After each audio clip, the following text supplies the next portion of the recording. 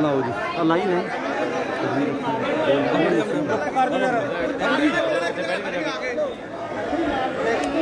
श्री गुरु ग्रंथ साहब की हजूरी च बैठी संगत जीओ आओ मिलके फतेह की सांझ पाइए। वाहिगुरू जी का खालसा वाहिगुरू जी की फतेह।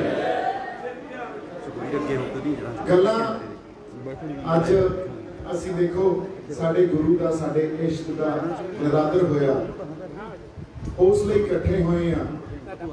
इहो जिहियां रूहां इहो जिहियां शख्सियतां इत्थे बैठियां ਜਿਹੜੀਆਂ ਬੜੀਆਂ ਸਤਿਕਾਰਯੋਗ ਆ पर कुछ गल्लां सानू इखलाकी तौर ते या किरदार दे विच वसाउणियां पैणियां।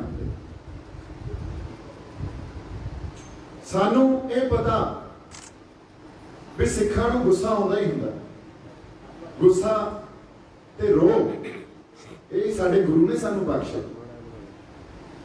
पर ਅਸੀਂ ਇਹ ਗੱਲਾਂ ਵੀ ਆਮ ਤੌਰ ਤੇ ਸੁਣਦੇ ਹਾਂ, ਜਦੋਂ ਛੋਟੇ ਹੁੰਦੇ ਉਦੋਂ ਸੁਣਦੇ ਹੁੰਦੇ ਸੀ ਵੀ 18ਵੀਂ ਸਦੀ ਦੇ ਸਿੱਖ ਸੀ ਨਾ ਜਿਹੜੇ ਬੜੇ ਤਗੜੇ ਯੋਧੇ ਸੀ, ਕਿਰਦਾਰ ਵਜੋਂ ਵੀ ਤੇ ਜੰਗ ਦੇ ਮੈਦਾਨ 'ਚ ਵੀ ਇਹੋ ਜਿਹੇ ਯੋਧੇ ਹੀ ਨਹੀਂ ਹੋਏ।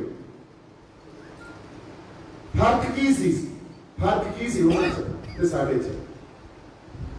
ਜਿਹੜੀਆਂ ਪਿਰਤਾਂ ਸਾਨੂੰ ਸਾਡੇ ਗੁਰੂ ਪਾ ਕੇ ਸਾਡੇ ਪੈਗੰਬਰ ਪਾ ਕੇ ਜਿਹੜੀਆਂ ਕਮਾਈਆਂ ਉਹ ਕਰਕੇ ਤੇ ਜਿਹੜੇ ਅਮਲਾਂ ਤੇ ਸਾਨੂੰ ਉਹ ਲਾ ਕੇ ਉਹਨਾਂ ਨੇ ਆਪਦੇ ਅੰਦਰ ਵਸਾਈਆਂ ਹੋਈਆਂ ਸੀ ਉਹ। ਸੋ ਜਿਵੇਂ ਪੁਰਾਣੇ ਪੁਰਾਤਨ ਸਮੇਂ 'ਚ ਜਿਹੜੇ ਸਾਡੇ ਸਿੰਘ ਸੀ ਉਹਨਾਂ 'ਚ ਇੱਕ ਗੱਲ ਬੜੀ ਮਸ਼ਹੂਰ ਹੁੰਦੀ ਸੀ ਵੀ ਜਾਤ ਗੋਤ ਸਿੰਘਣ ਕੀ ਦੰਗਾ, ਦੰਗਾ ਹੀ ਸਤਿਗੁਰ ਤੇ ਮੰਗਾ। पर जदों किते पंथ ते भीड़ पई सब इकट्ठे आ खड़े हुंदे सी। हुण वो अमल किहड़े सी जिहड़े गुरु साहब साडे अंदर वो पैदा कर गए, वो चिणगां ला गए ते अज असीं उहनां अमलां नूं अज देखो सिख दे किरदार च कमियां आईयां, घाटां आईयां। ये असीं देखिआ, ये सानूं मंन लेनी चाहीदी है गल। क्यों आईयां? क्योंकि असीं उन्हां अमलां तो दूर हो गए जिन्हां ते गुरु साहब सानू ला गए सी।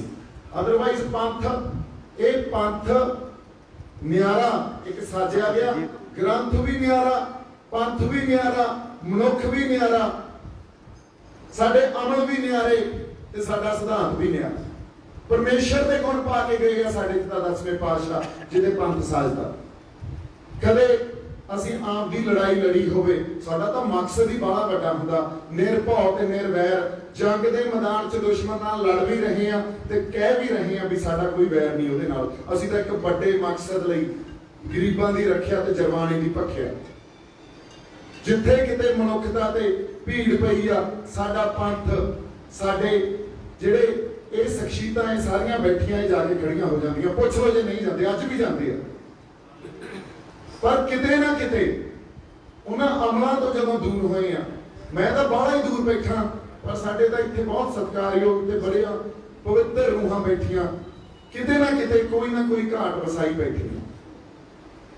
अज श्री गुरु ग्रंथ साहब की हजूरी च साडे तां गुरु साहिबान आ, साडा इष्ट आ, उन्हां दी हजूरी च सानूं विचरना किवें आ इह आउणा चाहीदा। कई वारी ਜਦੋਂ ਪੜ੍ਹਦੇ ਆ ਕਿਤਾਬਾਂ 'ਚੋਂ ਕੁਝ ਗੱਲਾਂ ਸਿੱਖਣ ਨੂੰ ਮਿਲਦੀਆਂ, ਕਈ ਵਾਰੀ ਸਾਡੀਆਂ ਸ਼ਖਸੀਅਤਾਂ ਤੋਂ ਗੱਲਾਂ ਸਿੱਖਣ ਨੂੰ ਮਿਲਦੀਆਂ, ਸਾਡੇ ਗੁਰੂ ਸਾਹਿਬਾਨਾਂ ਦੇ ਫਲਸਫਿਆਂ ਤੋਂ ਸਾਨੂੰ ਗੱਲਾਂ ਸਿੱਖਣ ਨੂੰ ਮਿਲਦੀਆਂ। ਕਿਸੇ ਇੱਕ ਅੰਗਰੇਜ਼ ਫਿਲਾਸਫਰ ਨੇ ਇੱਕ ਗੱਲ ਕਹੀ ਸੀ, ਅੰਗਰੇਜ਼ੀ 'ਚ ਪਹਿਲਾਂ ਦੱਸਦਾ ਫਿਰ ਉਹਦੀ ਤਰਜਮਾਨੀ ਕਰਾਂਗੇ। ਉਹ ਕਹਿੰਦਾ I may not agree with you what you have said even 1%, but I will fight for your right to say till the last drop of my blood। मैं चाहे 1% भी सहमत ना होवां जो तू गल कर रहा होवे, पर तेरा राइट आ जिहड़ा तेरा हक आ आपदी गल कहण दा, ਉਹ मैं आपदे खून दे आखिरी कतरे तक प्रोटेक्ट करांगा, ਉਹਨੂੰ बचाऊंगा।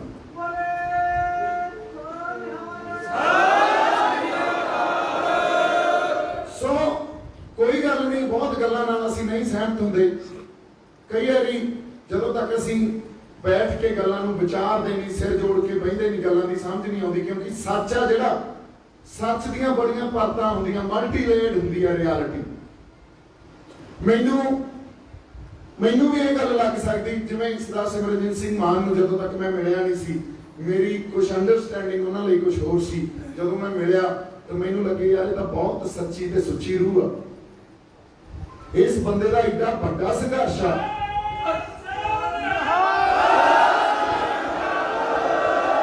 सो एडा वड्डा संघर्ष आम तौर पर पंजाब के लोग उन्होंने एक गिला लैके फिरते रहते हैं भी जदों तुहानूं मौका मिलिया सी तुसीं पार्लीमेंट च क्यों नहीं गए। पर गल नूं समझिए, असीं रियलिटी दे मतलब समझिए। तो मैं उदाहरण दे रहा इस करके भी सानूं पूरी समझ हुंदी नहीं, असीं उतली सतह ते फिरदे रहंदे हां, लेयर्स दी सानूं समझ हुंदी नहीं। ਉਹ ਬੰਦਾ ਜਿਹੜਾ ਆਪਦੇ ਕੌਮ ਲਈ, ਆਪਦੇ ਪੰਥ ਲਈ, ਇਸ ਧਰਤੀ ਲਈ, ਇਸ ਖਿੱਤੇ ਲਈ ਸਭ ਕੁਝ ਛੱਡ ਕੇ ਆ ਗਿਆ, ਉਸ ਸਟੇਟ ਦੀ ਐਡੀ ਵੱਡੀ ਤੁਸੀਂ ਇਹ ਕਹਿ ਲਓ ਜਿਹੜੀ ਨੌਕਰੀ ਛੱਡ ਕੇ ਆ ਗਿਆ, ਆਪਦੀ ਜਿਹੜੀ ਉੱਥੇ ਦਿੱਤਾ ਹੋਇਆ ਉਹਨਾਂ ਨੇ ਮਾਣ ਉਹ ਛੱਡ ਕੇ ਆ ਗਿਆ। ਕਿਉਂ? ਕਿਉਂਕਿ ਕਿਤੇ ਨਾ ਕਿਤੇ ਅੰਦਰ ਰੂਹ ਉਹਦੀ ਚੀਜ਼ ਪਈ ਵੀ ਸਾਡੇ ਲੋਕ, ਸਾਡਾ ਪੰਥ, ਸਾਡਾ ਵਿਰਸਾ। फिर चोणां च जित के मंत्री बन जाते, CM बन जाते, बड़ा सौखा सी। पर उस बंदे ने किहड़ी गल ते पहरा दिता भी जे असीं मंत्री CM ये भी बन गए जिन्हां नूं आपां बनाउंदे भी रहिंदे आ, उन्हां बंदियां कोले तां पावर ही है नहीं। वो बंदे पार्लीमेंट च बैठे होण या विधान सभा च बैठे होण, कुछ नहीं कर सकते। पावर तां साडी समय समय तो कुदर के सरकारां लै गईयां। ते जिहड़ा धर्म युद्ध मोर्चा संतां ने लाया सी, उस धर्म युद्ध मोर्चे च गल ही वाद अधिकारां दी कीती गई सी। ते ओह कल्ले पंजाब दी गल नहीं आ, इस देश दे होर बहुत सूबियां दी गल आ। दिल्ली कुदर के हर कोई पावर आपदे कोले लैके बह गई। सो पार्लीमेंट च वड़ के, विधान सभा च वड़ के, अज भी वड़ जांगे, लोग चोणां च जित भी जावांगे, की कर लांगे असीं? जदों तक बीमारी नूं जड़ तो नहीं पट्टांगे असीं कर की लवांगे? पर असीं कदे गल्लां नूं समझदे नहीं। साडे रोस लैके बह जांदे आ भी तुहानूं मौका मिलिया सी, तुसीं 3.5 फुੱਟੀ किरपान ते अड़ गए। किड्डी यार गल। एक IPS ऑफिसर होवे, उस स्टेट नूं, स्टेट ने तां ओहनूं पूरी, क्योंकि स्टेट की आ, जिहड़े इंस्टीट्यूट्स आ, जिहड़े रॉ आ, IB आ, NIA आ, ED आ, स्कूल कॉलेज आ, IAS अकैडमीज आ, IPS अकैडमीज आ, करदियां की आ?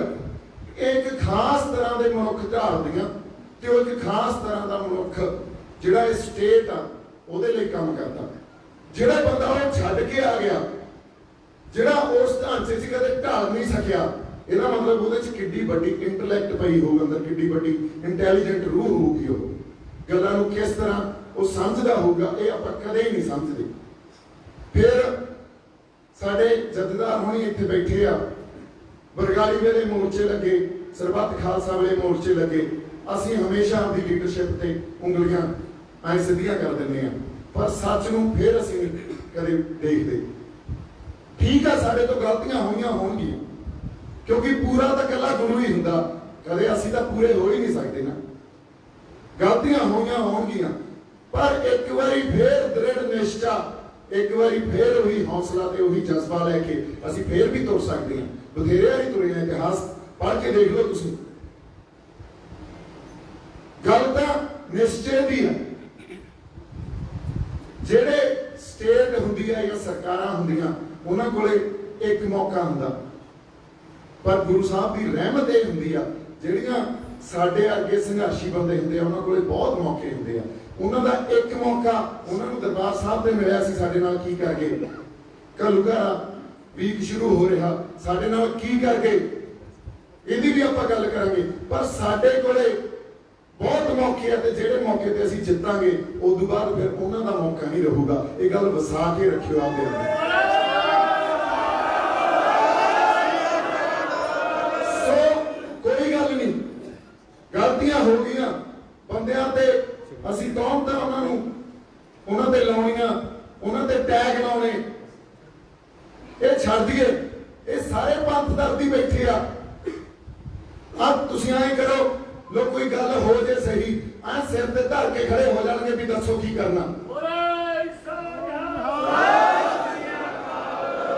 पंथ क्यों आ जिहड़ी चिंग आ ना इस पंथ च ये किसी के समझ ही नहीं आ सकती। एक टाइम ते जदों पंथ ते या किसी मनुखता के किसी भी खिते ते भीड़ पैंदी है ना पंथ प्रगट हो जाता। अज भी प्रगट होंदा वो प्रगट हो जाता। फिर वो इहो जी एक छल आ भी उस तो बाद कहती है दसो कितने सिर देने। वो पंथ एक कलैक्टिव रूप च संगत रूपी एक गल जिहड़ी उत्थे वापरदी आ वो महाराज दी सतगुर पातशाह दी वो कला आपां कहने आ गुरु दी कला उत्थे वापरदी आ। हुण असीं जिहड़ी गल कर रहे हैं साडे अंदर कमियां कित्थे आ गईयां।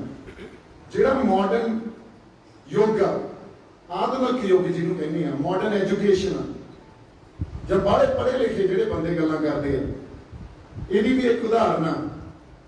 दरबार साहब ते हमला होया पिंडां 'च बैठे लोग ये सोच रहे आ भी साडा तां सब कुछ ही खत्म हो गया। साडे दरबार साहब आत्मक सोमा जिथों आपदा असीं लैने आ ओहदी अजमत ते इन्हां ने हमला करता ते शहर च बैठे कई बंदे बुद्धिजीवी ये सोच रहे आ भी वेख्या होया उही काम ना सब खलो तो किस तरह का सब खलो भी संतां ने काम खराब कराता है।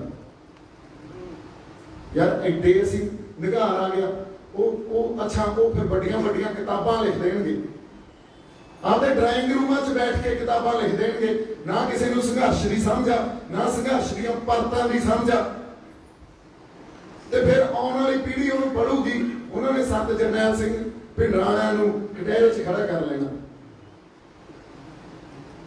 देखो तुसीं साडे च कमियां कित्थों आईयां है मॉडर्न एजुकेशन ने साडे आपदे प्रचारकां ने साडे च कमियां पैदा कीतीआं।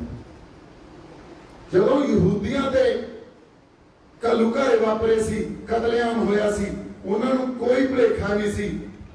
उन्होंने इस गल पे अध्ययन किया सारी कौम ने बैठ के अध्ययन किया भी साडे नाल इह गल वापरी आ ते क्यों वापरी आ। 18वीं सदी च साडे जिहड़े जरनैल सी साडा पंथ सी उन्हां नूं पता हुंदा सी साडा दुश्मन कौन आ। सानूं तां यही नहीं पता साडा दुश्मन कौन आ। असीं तां आपस च बंदे बैठे रहिए आ जिहड़े बुद्धिजीवी बने बैठे आ ये लिख ले किताबां भी उही गल होई ना ये तो सबक सिखो। हुण तुसीं इस तरह की एजुकेशन का की करोगे सानू इस करके आपदे आप नूं करड़ा करना पैना निश्चय करने पैने आ जिहड़े फलसफे श्री गुरु ग्रंथ साहब या साडे गुरु साडे रहबर सानू दे गए उन्हां फलसफियां ते उन्हां दे दित्ते होए या कीतियां होईयां कमाईयां ते खड़ना पैना। जे असीं आपदे वाले पासों ही गल्लां सोच के ते उन्हां नूं असीं इंटरप्रेट करन लग गए गुरु की गल तां गुरु ही समझ सकदा साडे कोले कित्थे आ वो आपदी मनुखी बुद्धि चों तां असीं गल्लां नूं नहीं समझ सकदे ना। गुरु एक गल होर बड़ी फसदी आके जिस वेले गुरु साहब सी जिस्मानी रूप च जदों तक इत्थे इस धरती ते 240 साल एक जिहड़ा अध्यात्म दी वर्खा हुई आ रहमत हुई है उन्हां दी उस वेले जो गल करदे सी तां ओह समझा सकदे सी। जदों गुरु जिस्मानी तौर ते नहीं या शाब्दिक रूप च साडे च विराजमान आ फिर जिहड़े नवें सिख प्रचारक आ या नवें जिहड़े बंदे आ ओह व्याख्या करदे आ ज्यों-ज्यों उस समय तो दूर होंदे जांदे आ जदों गुरु आप मौजूद सी त्यों-त्यों उहदे च मिलावट हुंदी जांदी है आपदियां इंटरप्रिटेशनस दिंदे आ उहदे ते फिर कौम च तनाव ते टकराव पैदा हुंदा। इस करके जे कोई गल सुननी आ असीं बंदियां दी गल नहीं सुननी साडा तां गुरु साडा इष्टा बैठा। सो अज असीं इकट्ठे होए आ गुरु साहब दे निरादर दे विषय च साडे पल्ले की रह गया जे श्री गुरु ग्रंथ साहब ते गल आ गई। कुछ बंदे इत्थे जिहड़े बैठे आ 10वें पातशाह ने चंडी दी वार च लिखिया भी देवता बिरती मिलदी आ कईयां नूं दानव बिरती मिलदी है। हुण दानव बिरती वाले लोग आपदा काम करी जांदे आ असीं आपदा काम नहीं कर रहे। देवता बिरती वाले लोग जिहड़े उस परमेश्वर दे उस अकाल पुरख वाहिगुरू दे दित्ते हुए राहां ते पहरा दिंदे। ਇਹਦਾ मतलब ਅਸੀਂ भी किते फेल हाँ जे ਅਸੀਂ आपदे इष्ट नूं बचा के नहीं रख सकते। सो गल्लां ਬਾਹਲੀਆਂ ਬੜਾ ਟਾਈਮ ਹੋਣਾ ਚਾਹੀਦਾ ਸਾਡੇ ਲਈ, ਖੁੱਲਾ ਟਾਈਮ। ਆਪਾਂ ਫੇਰ ਕਿਸੇ ਦਿਨ ਆਏ ਬੈਠਾਂਗੇ ਵਿਚਾਰਾਂਗੇ। ਪਰ ਜੇ ਗੱਲ ਦਾਨਵਾਦ ਦਾ ਕੰਮ ਕਰ ਰਿਹਾ ਜਾਂ ਸ਼ੈਤਾਨ ਬਿਰਤੀ ਆਪਦਾ ਕੰਮ ਕਰ ਰਹੀ ਹੈ, ਸਾਨੂੰ ਵੀ ਆਪਦਾ ਕੰਮ ਕਰਨਾ ਪਊਗਾ।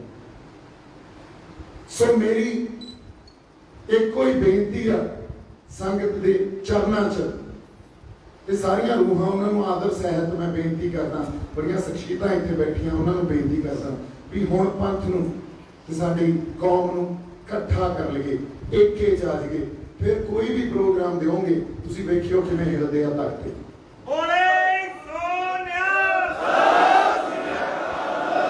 ਸੋ ਹੁਣ ਪੁਰਾਣੀਆਂ ਗੱਲਾਂ ਨੂੰ ਭੁੱਲ ਕੇ ਏਕੇ 'ਚ ਰਹਿ ਕੇ ਆਪਾਂ ਪ੍ਰੋਗਰਾਮ ਦਈਏ, ਤੇ ਫਿਰ ਜਦੋਂ ਗੁਰੂ ਦੀ ਮਿਹਰ ਹੋਊਗੀ, ਉਹਦੀ ਰਹਿਮਤ ਹੋਊਗੀ, ਉਸ ਵੇਲੇ ਜੋ ਮਾਹੌਲ ਬਣੂਗਾ, ਜੋ ਪੰਥ ਪ੍ਰਗਟ ਹੋਊਗਾ, ਉਹ ਮਿਸਾਲ ਦੁਨੀਆ ਤੇ ਕਾਇਮ ਕਰ ਜੂਗਾ। ਅੱਜ ਵੀ ਕਰ ਜਾਂਗੇ ਅਸੀਂ ਇਤਿਹਾਸ ਅੱਜ ਵੀ ਰਚ ਸਕਦੇ ਹਾਂ।